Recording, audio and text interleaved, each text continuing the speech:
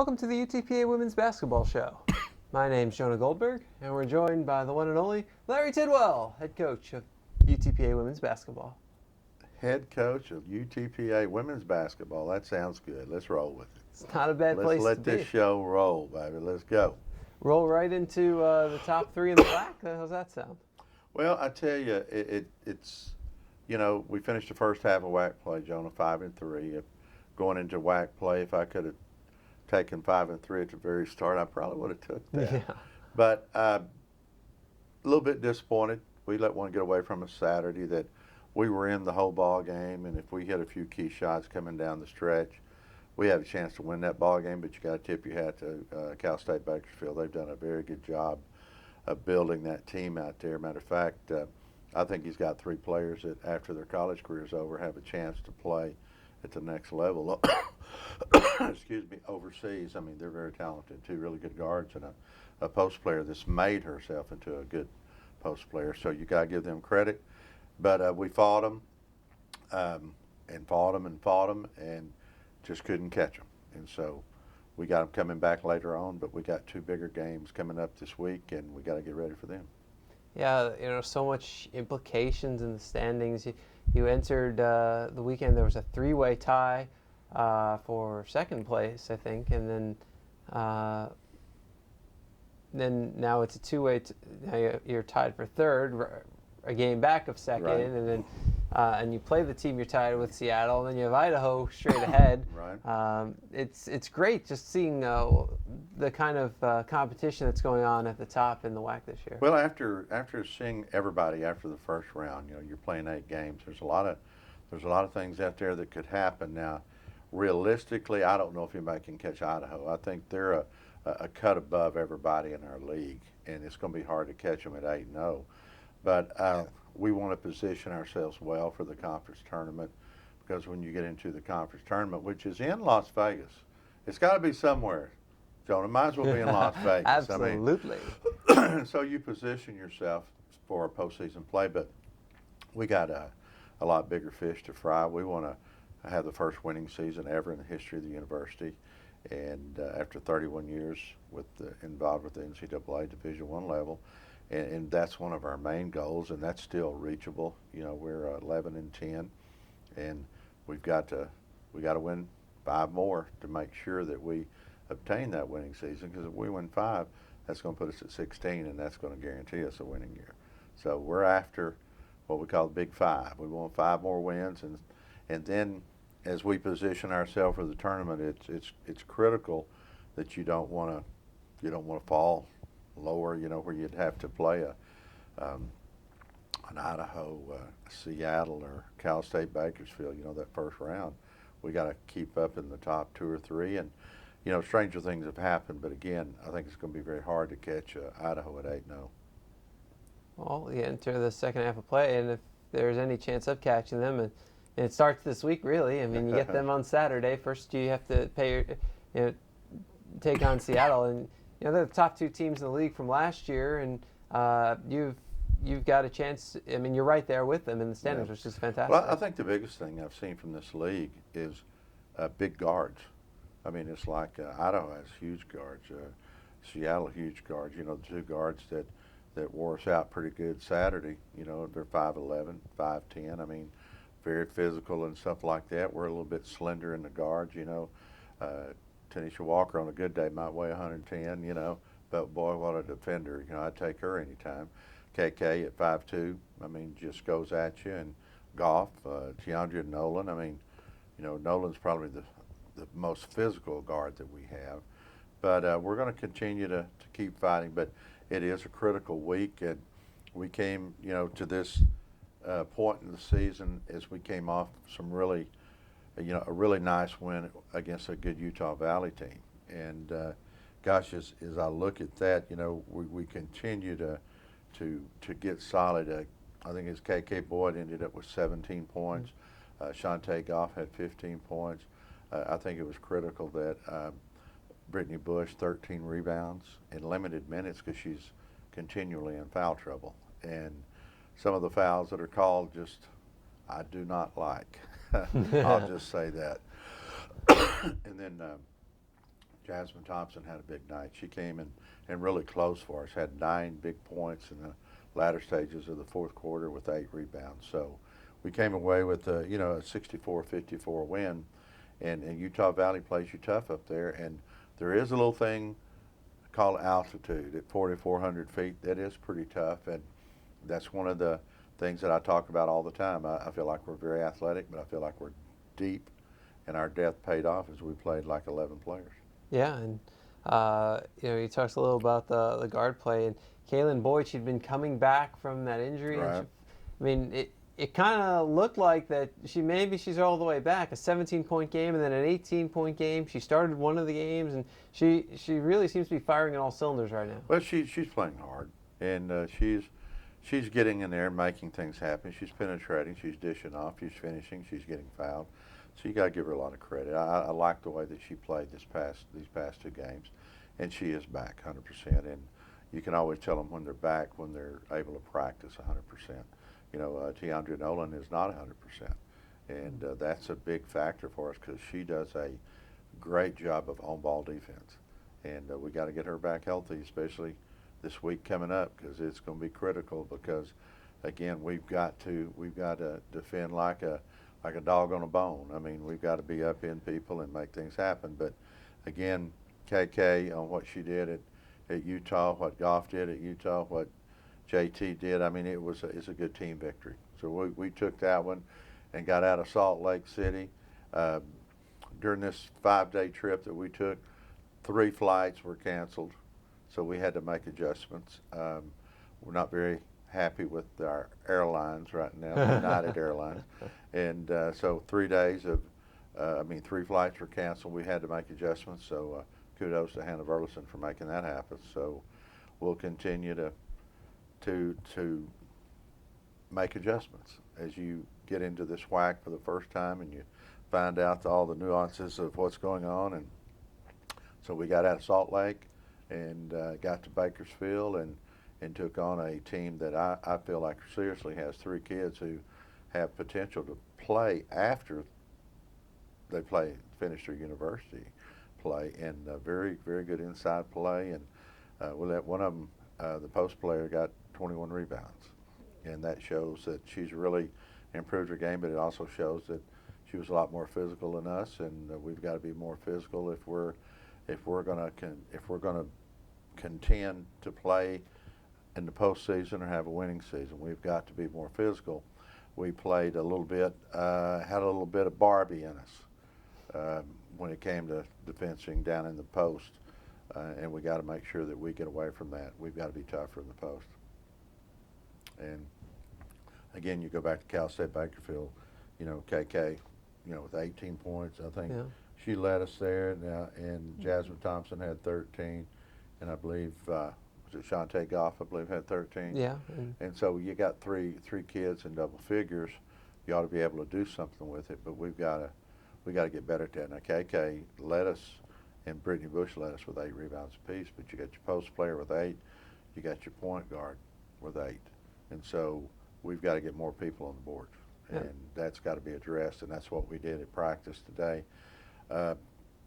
We shot the basketball probably today about 10 minutes. The rest of the time we were working on shell defense. We were working on transition defense.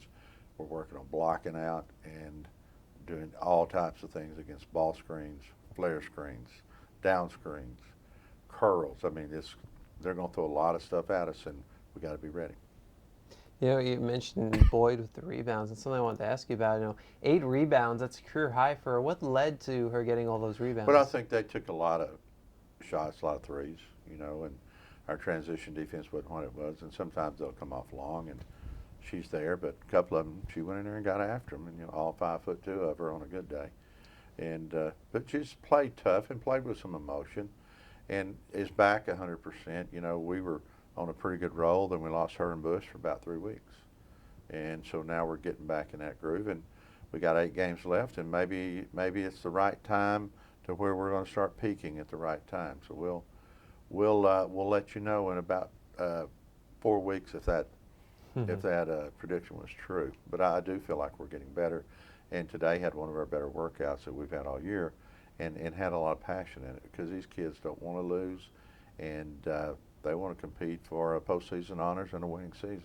You know, the last time you played Idaho and Seattle, your next two opponents, you didn't have Bush or Boyd, did you? They were still out, weren't they? Bush, or they were on their way Boyd. back. They were a little bit on the way back. Bush played a little bit, KK a little bit. It's the first two games back, right? Yeah, their first two back, and just limited minutes. Nothing full speed, nothing with rhythm, but now both of them will be back with rhythm. And, you know, we just got to have, Brittany's got to be solid inside for us. But Keontae Clark came off and played a really good job against Bakersfield. Sherelle Price, J.T. Thomas. I mean, you're going to have them to play the 4 spot. They're undersized. Raquel Preston, I call her Rock all the time, so I don't even. But she played pretty good, and we're going to have to give up tempo, and we're going to have to press, and we're going to have to make some things happen. So again, our depth will pay off, but everybody's got to be ready to not only play, but they got to produce. We got to get our job done, and we got to hit key shots. Laquita Garner came off the bench and did some good things for us, but we got to get Allie Hill going. Allie Hill's important to us, and she's got to get hot, because if she gets hot, then we're a legitimate threat to score 80 points. But we try to get her shots, but you know, she's got to hit those shots. So it's all about, you know, we're trying to click at the right time, try to get our rhythm, but we just got to produce, and we gotta play tough. If we don't play tough, we don't have a chance. You know what I really like about you is that you've come in, you've embraced the Bronx standard and are really perpetuating it. And I say this because right now you're 11-10, and you're tied for the best 21-game start in program history. You just had a 4-game winning streak. I know it was just snap, but you know, and you can't constantly talk about, you're not content with, okay, we have a chance to have the best record in program history if we stay on the current pace. You're not content with that, and I like that, because you're saying, no, we can do better, and you're always constantly pushing the envelope and looking for that improvement, and that's really impressive. Well, I appreciate that, because you know, like I said, I've said in a lot of the newsletters I send out, you know, UTPA is 2-2-0, which simply means second to none. We have a great university here. We're fixing to build a medical school here. We're fixing to embrace 32,000 students here. And we're improving every time you turn around. Our facilities are improving. We've added soccer, the girls' soccer, men's soccer is right behind it. We're going to have a new track. Gosh, and I feel like truly I'm working with one of the best men's basketball coaches in the country. I mean, our baseball program, Manny, I'm watching our track. They did good at it. You know, Texas Tech, and our men's and women's tennis are off to a good start. You know, our golf is always solid. And so we've got a lot of great things going here. And I want to be involved in keeping that Bronx standard high, you know, with all the community service that we do. You know, we were for the month of December, that's our second honor of being the community service team of UTPA. And you actually got it again in January. I got it again. We did? Yeah. Well, good. Well, that's another kudo for us. But I'm very proud of that, from the fact that we are buying into what UTPA believes in. We're buying into the Bronx standards. We're buying into the Valley. We're buying into Edinburgh, McAllen, Harlingen, all the Mission, everybody. We're buying into those. Like I said, I've been to over 60 games that have involved Valley teams. And we're buying into that, and I have high expectations for UTPA.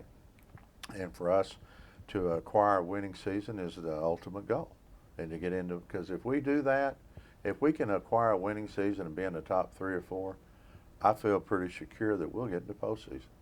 And if we get into postseason, that would be unbelievable. But I guarantee you, these girls are working hard at it.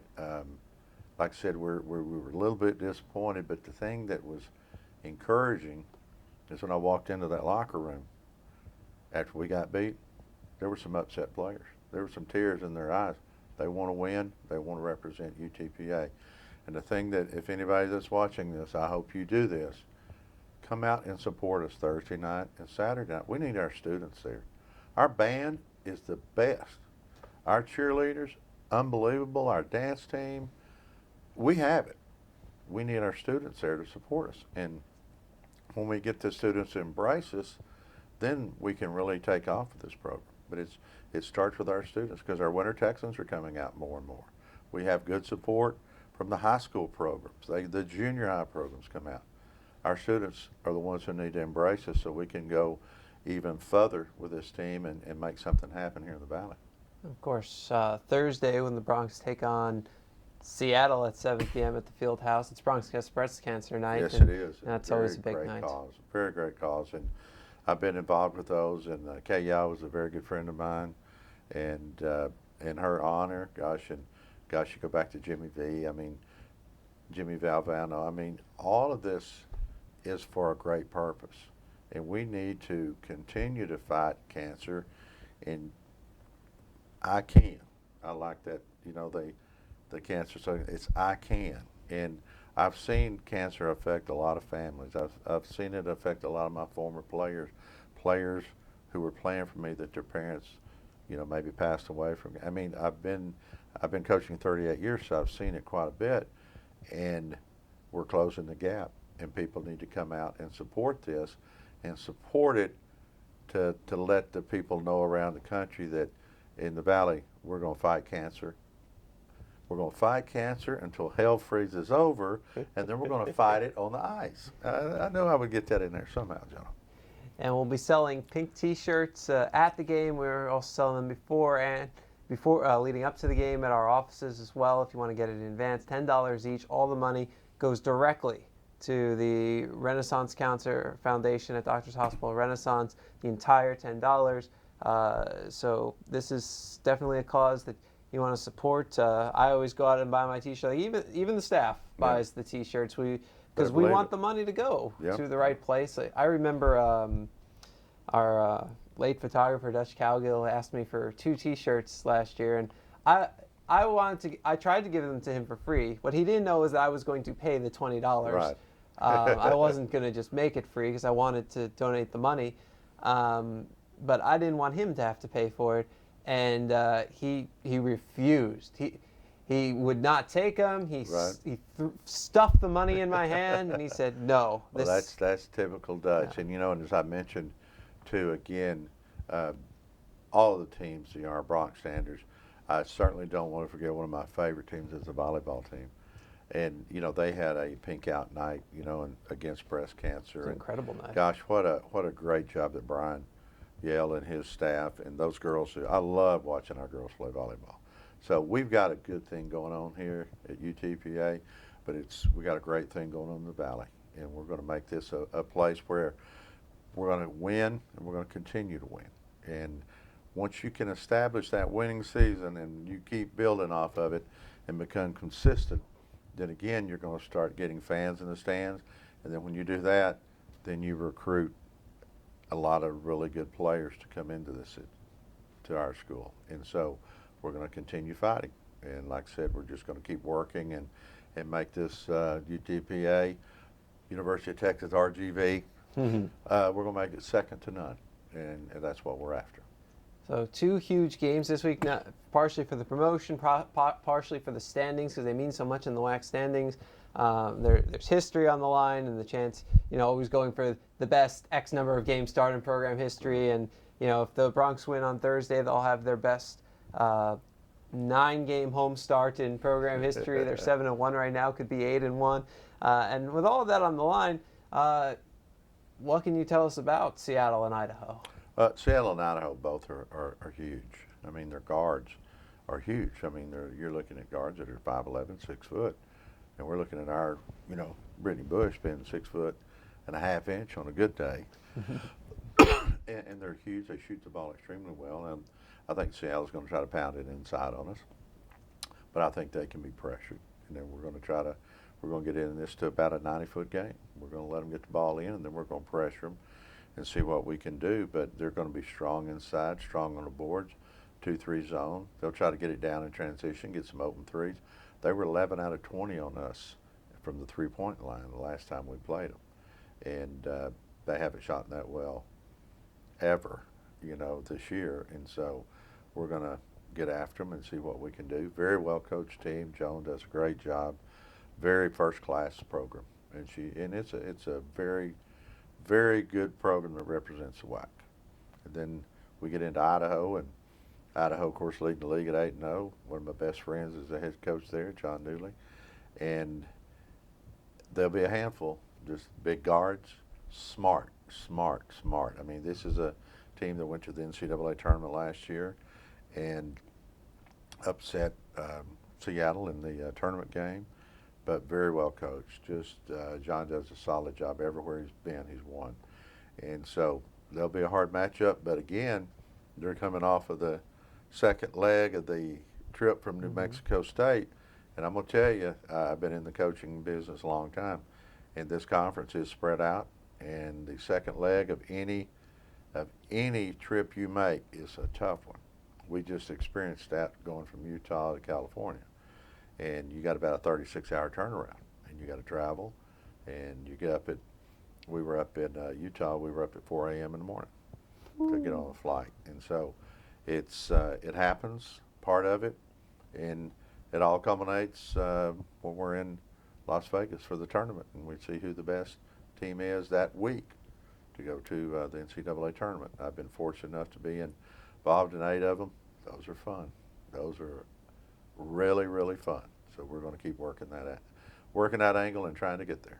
Well, we certainly hope our fans will come out to support us in Las Vegas. It's over spring break. Over spring break.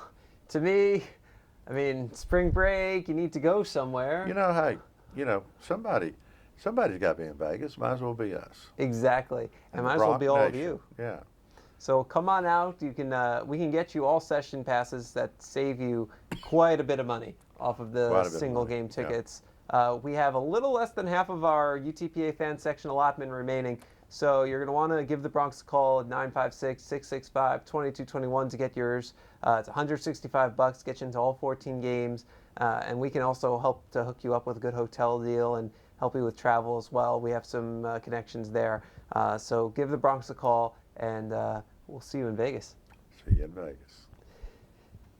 Bronx are back in action on Thursday. They face Seattle U at the UTPA Fieldhouse, 7 p.m. Doors at 6. It's Bronx against breast cancer. And then on Saturday, the Bronx host Idaho, first place Idaho, and defending WAC regular season champion Idaho, in another big matchup, 7 p.m. at the UTPA Fieldhouse. Doors, as always, at 6. Tickets and more information, go to utpabronx.com. He's Larry Tidwell. He's the head coach of the UTPA women's basketball team. That's Jonah Goldberg. He's the media relations director and assistant athletic director or associate athletic director? Assistant athletic director. Assistant athletic. Well, good for you. Good for you, Jonah. And we're here on Broad Country TV show, and personally, I feel like it's one of the best shows on the air because I watch them all, Jonah. I watch them all. Well, truer words have never been spoken. Go Bronx. We'll be back with you next week. Bronx. Here on 956sports.com. All right.